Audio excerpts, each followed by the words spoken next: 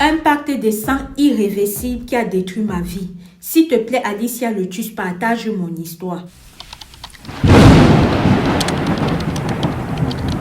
Je suis une jeune Gabonaise. À l'époque des faits, je venais d'avoir mon bac.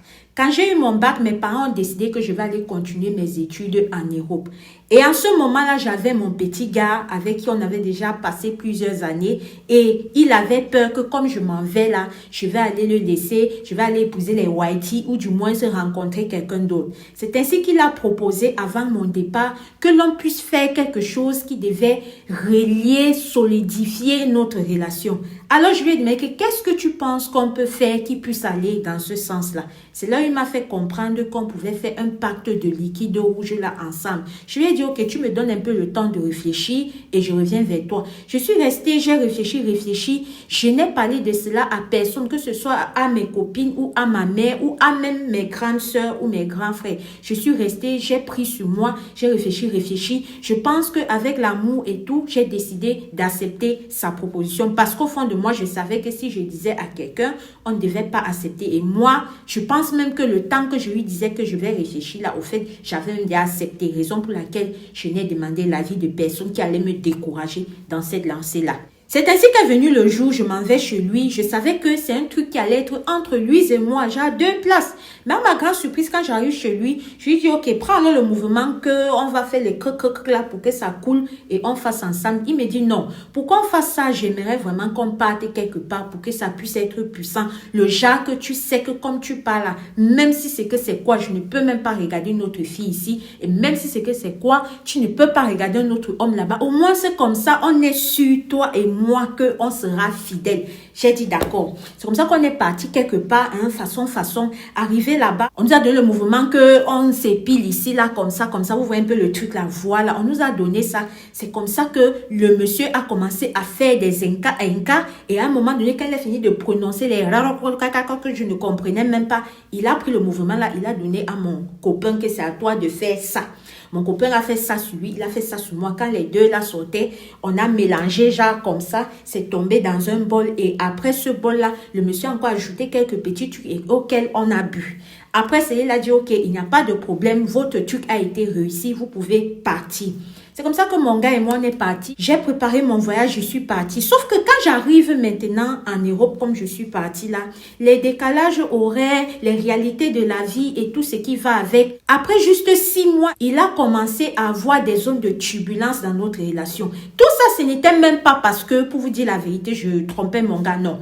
En cette période-là, ces zones de turbulence là, c'était plutôt dû au fait que je devais pouvoir bosser pour pouvoir gérer mon école, gérer un peu la famille en Afrique. Vous connaissez, quand nous là on voyage pour aller en Europe, on sait qu'il y a le jet, alors que les réalités qui sont là-bas, c'est tout autre chose. Bref, comme je vous disais, lui et moi, il a commencé à voir cette distance-là, pas parce que j'avais quelqu'un dans ma vie, mais parce que je devais bosser. Et entre les petits jobs et mon école, il y avait trop de fatigue. Donc, je ne pouvais plus être au téléphone à 100% comme il voudrait que je sois. Je ne pouvais plus être disponible à 100%. Pour faire simple et que vous compreniez un peu ce contexte-là, ça peut arriver que quand je pars, j'enchaîne des nuits. Genre, j'avais par exemple des horaires de travail comme du genre que je devais commencer à 17h30, finir à 4h50. Le temps d'arriver chez moi, 5h. Je commençais les cours à 7h30. Je ne sais pas si vous voyez un peu le créneau là. Je n'avais même plus trop de temps pour dormir. Et j'ai maintes fois essayé d'expliquer aux gars, ils ne comprenaient pas. Ça faisait des boudes et tout ça. C'est comme ça que, ou c'était même à cause de ces boudements, ou c'était quoi, j'ai même perdu mon travail. Pendant que j'étais à la recherche d'un autre travail, c'est alors là, maintenant que j'ai rencontré quelqu'un. Je suis tombée sur un Whitey. Quand je tombe sur le Whitey là, la manière dont il me traite et tout, je sens que c'est quelqu'un avec qui ça peut aller. La manière dont il me traite et tout, ah les filles, j'ai senti que non, j'ai moi trouvé. C'est comme ça que je suis restée. Mon gars aussi, comme je vous ai dit, il y avait à la distance et tout ça. On ne s'était pas vraiment dit que c'est fini, mais en même temps, on ne se parlait plus. Alors quand j'ai rencontré ce Whitey là, j'ai décidé de lui dire la vérité. C'est comme ça que je suis allée lui dire, j'ai dit que ok, ça fait plusieurs temps, on ne se cause plus. Je ne sais même plus si on est ensemble ou pas, mais la manière dont tu me traites, moi, je comprends que je suis libre. Et par conséquent, il y a quelqu'un qui est venu vers moi, j'ai décidé de donner sa chance. Donc, je suis avec quelqu'un maintenant. Quand je dis ça à mon gars, mon ex, ou bien je ne sais même pas quoi, quand je lui dis ça, il me dit, comment est-ce que tu fais ça? Tu sais que tu es à moi. Tu sais que toi et moi, on a fait un truc que tu ne peux pas retirer ça comme ça. En tout cas, je ne te donne pas mon accord. Tu ne peux pas le faire. Quand il a parlé ça dans ma tête, c'était que Dis ce que tu veux là, tu pars. Dis ce que tu veux là, tu pars. Donc j'ai attrapé un whitey qui me traite bien. À cause de lui, je suis plus obligée d'aller travailler le genre à...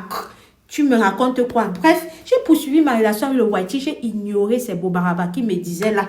Quand je reste maintenant avec le whitey, tellement ça allait bien entre nous qu'un jour je pars au travail, je reviens, je tombe sur la surprise. Veux-tu m'épouser? Qui suis-je? J'ai dit que oui, mon chéri, je vais t'épouser. Quand j'accepte maintenant d'épouser mon whitey et on a même fait le mariage et tout, quelques jours seulement après notre mariage, pendant qu'on est couché au lit, des choses viennent, ça nous fouette seulement dans la nuit, que fiou, fiou, fiou. C'est comme ça qu'on se met à pleurer, que c'est quoi? Mon whitey ne comprenait pas. Et moi-même, je n'arrivais pas à comprendre. C'est comme ça que je suis restée, j'ai décidé d'appeler un peu un genre au pays. On me dit que, ce qui est en train de te fiou, fiou, fiou, là, avec ton mari, ce sont des dînes. Tu sais que ce que tu as fait avec ton gars là, comme ça là, tu n'as pas le droit d'avoir quelqu'un d'autre. Parce que les trucs que le monsieur là disait en parlant en langue comme ça que tu ne comprenais pas, c'est un mélange de tout ça. Tu n'as pas le droit. Donc non, pas faire tout. Tu vois d'abord ton gars, descends en Afrique si vous pouvez arranger ça. Quand la personne là me dit ça, il dit que hey, ça cuit. C'est comme ça que je reste. Comme mon mari, mon whitey, il était un peu ouvert d'esprit. J'ai essayé de l'expliquer la situation et tout, voilà. C'est là où il m'a dit, ok, on va descendre en Afrique ensemble. C'est comme ça qu'on descend en Afrique. On part pour rencontrer mon gars, il refuse. Comme je connaissais où il m'avait amené, c'est comme ça qu'on m'avait porté mes pieds. Je suis partie où il m'avait amené, où on avait fait le truc là. Le monsieur là dit que non. Comme c'est fait là, on ne peut plus défaire ça. Et où il ne donne même pas son avis là, ça ne peut pas marcher. Donc, tant qu'il ne rit pas, tu ne peux pas avoir quelqu'un d'autre. Voilà comment j'ai tout fait pour rencontrer mon ex. Là, il n'y avait pas moyen. Je suis remontée avec mon whitey en Europe parce que, entre-temps, j'avais fini. Entre-temps, je travaillais aussi. Entre-temps, il fallait que je rentre. C'est comme ça que quand on rentre maintenant, la situation ne faisait que partie de pire en pire, que mon whitey n'a pas pu supporter. Il m'a laissé tomber. Au jour d'aujourd'hui, depuis que j'ai perdu mon whitey qui m'aimait là, quand j'essaie même de rencontrer quelqu'un, on essaie même les mouvements, je ne peux même pas dormir chez un homme. Parce que la fessée qu'il va recevoir, les cochons qui vont venir dans la nuit là, bref, tous ces trucs-là, ça ne va pas aller. C'est comme ça que tous me quittent toujours. Au jour d'aujourd'hui, je n'arrive pas à avoir une autre relation. Au jour d'aujourd'hui, mon ex, même avec qui on a fait ça, là, on ne se parle même plus. Je ne sais même pas de quel côté est-ce qu'il se trouve. Entre-temps, ils avaient même déménagé. Et quand je gérais nos mouvements, la personne même chez nous n'était au courant que je gérais les mouvements avec celui-là. J'ai même essayé de retrouver des anciens camarades de classe sur Facebook, sur TikTok. Je n'arrive pas. S'il vous plaît, pardon, si vous arrivez jusqu'ici, voilà même la raison pour laquelle je vous ai raconté mon histoire. J'ai besoin de votre aide. Je ne suis plus en contact avec lui. Je ne sais plus comment être en contact avec lui. Le monsieur qui nous avait fait ça, je vous ai déçu, descendu là-bas. Il m'a dit ce qu'il m'a dit là. Aujourd'hui, me voilà.